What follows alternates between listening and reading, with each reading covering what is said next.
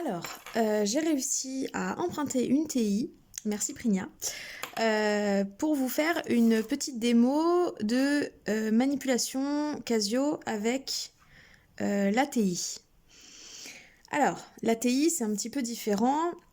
Notamment, là, c'est une 83 Premium, donc la noire et blanche avec l'écran qui est allumé, rétroéclairé. C'est un peu différent pour celle-là, parce que celle-là, comme elle est neuve, entre guillemets, enfin plus récente, elle va proposer des fonctionnalités un tout petit peu supérieures à ceux et celles qui auraient la TI 82 Advanced ou TI 82 Stat. Notamment, donc, pour les TI, tout ce qui concerne les complexes, vous allez dans Maths. Et donc ici, vous avez les différents onglets. Donc je vais commencer juste, je m'arrête déjà ici. Le premier onglet, c'est Maths. Et donc ici, vous avez que des trucs de maths un petit peu, voilà. Donc on regardera un petit peu peut-être dans d'autres tutos comment on peut se servir du reste. Mais par contre, je reviens juste sur le premier qui est MathFrak. D'accord, ce que j'appelle MathFrak en accéléré. Donc MathFrak, il sert à, lorsque vous avez par exemple, je sais pas moi, 59 divisé par 752, voilà, si vous tapez MathFrak, qui est en fait votre premier onglet et votre premier item, du coup ça vous donne la fraction irréductible. Et ça va être utile pour ceux qui n'ont pas cette TI-là justement, parce que les résultats pourront vous être donnés en MathFrak. Donc je reviens dans Maths. Et ici, vous avez un onglet qui est complexe, qui est le même pour chacune des TI. Conj pour conjuguer, réel pour partie réelle, image pour partie imaginaire, angle pour argument, apps pour module. Et après, vous avez rect et polaire. Rect, c'est pour qu'on vous donne la forme algébrique, et polaire pour qu'on vous donne la forme exponentielle. Du coup, normalement, dans le mode, quand vous appuyez sur mode ici, vous allez devoir, tout comme j'avais fait pour les Casio, passer de réel en A plus IB. Ça veut dire que tous vos résultats seront de la forme A plus IB, d'accord? Mais pas de panique, si vous tapez 5, ça vous affiche 5, ça vous affiche pas 5 plus 0i qui pourrait éventuellement vous perturber ou quoi que ce soit. Mais du coup, ça peut vous permettre de travailler et d'avoir directement les résultats sous forme algébrique. Par exemple, si je tape 2 exponentielle. Alors, c'est où l'exponentielle là déjà? Oui, là. J'ai trop l'habitude de me servir de cette calculatrice, vous m'excuserez. Le i est ici. Et je mets donc pi sur 6. Voilà. Et bien, ça va vous afficher directement la forme algébrique, ce qui est quand même pratique, puisque dans le 3/4 des exercices, c'est vrai qu'on travaille souvent avec la forme algébrique. Bon. Donc, je reviens dans mon maths complexe. Dans mon maths complexe, vous avez angle, d'accord? Angle avec une parenthèse. Donc, ce qui est bien par rapport au Casio, c'est que là, la parenthèse, elle est déjà ouverte, ça sous-entend mettez votre complexe entre parenthèses, sinon vous n'arriverez jamais à trouver le bon angle. Donc ici, vous voyez, j'avais pris racine de 3 plus i, et j'avais, en fait, c'est la forme exponentielle, elle est là, c'est 2 exponentielle de pi sur 6, donc l'angle, c'est pi sur 6. Donc si je tape angle racine de 3, attention de ne pas le mettre sous la racine, plus i, entre parenthèses, et bien du coup ça me fait bien pi sur 6, donc j'ai mon angle.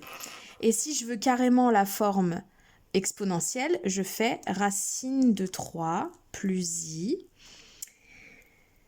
voilà, et ensuite je fais maths complexe polaire, c'est l'équivalent du Rθ un peu pour les Casio, polaire, et du coup ça me donne directement la forme exponentielle. Donc du coup, il y a juste la forme trigo qui n'est pas dans vos calculatrices, mais que vous pouvez éventuellement obtenir en remplaçant simplement l'exponentielle. Si je prends un stylo qui marche, ça va être mieux. Exponentielle iθ, c'est cos θ plus i sinus θ. D'accord? Donc vraiment, vous remplacez votre expo par cos plus i sin, ce que j'appelle cos plus i sin pour faire plus court, pour pouvoir avoir la forme trigo. D'accord? Donc je rebondis un petit peu pour ceux qui n'ont pas en fait cette TI là.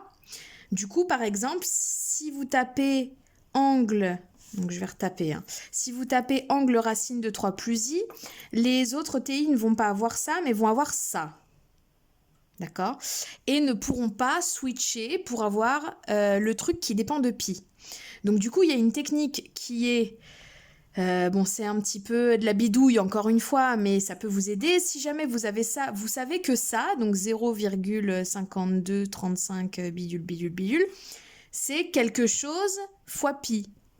Donc, c'est 1 sixième, 1 huitième, enfin quelque chose fois pi. Ça veut dire que pour avoir votre point d'interrogation, vous allez diviser votre nombre là par pi. Donc, du coup, vous divisez votre nombre par pi, voilà, et vous obtenez ça. D'accord? Et donc, vous savez que là, ça, c'est une fraction. Donc, il vous suffit d'appliquer le mathfrak que je disais tout à l'heure, là. Mathfrak, et ça vous affiche 1 sixième. Ça veut dire que mon point d'interrogation est 1 sixième et que mon angle, c'était 1 sixième de pi. Et ça vous permet de trouver l'angle quand même. Voilà. Par contre, malheureusement, il n'y a pas de technique pour le polaire. C'est-à-dire que, bien évidemment, les TI 82, Advanced et compagnie ont le truc polaire, mais par contre ça vous affiche les valeurs décimales non exactes et il n'y a pas de manipulation complète pour faire apparaître le polaire. Voilà. Autre petit désagrément potentiellement avec la TI d'avant. Si je demande par exemple le module de 1 plus i. D'accord.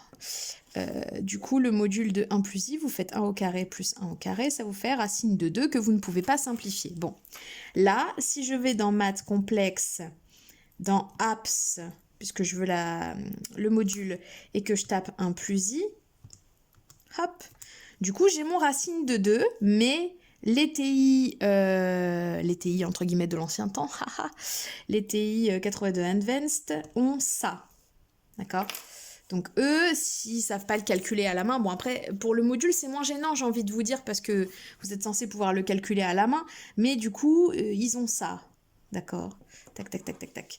Donc en fait, quand vous calculez un module et que vous avez ça, vous savez que du coup, votre module, ça va être racine de quelque chose.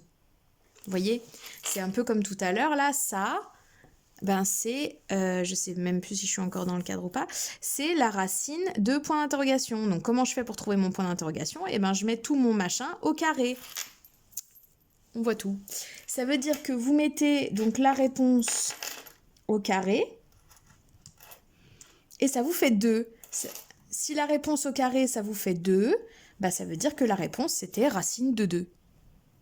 Donc ça c'est pareil, c'est des petites astuces, c'est un peu de la bidouille, mais au moins ça peut vous permettre de vous en sortir, que ce soit pour cette racine-là ou pour une autre racine, voilà, pour savoir si c'est une racine qui tombe, enfin si c'est une racine de 2 qui ne tombe pas juste, du coup pour pouvoir dire que c'est racine de 2. Voilà, il n'y a pas grand-chose à dire de plus pour les TI. Du coup, c'est dans un seul et unique menu qui est ici et ça ne diffère pas forcément de ce que vous pouvez avoir sur Casio. Par contre, je reviens dans le mode. Ici, vous avez aussi un mode exponentiel de REIθ.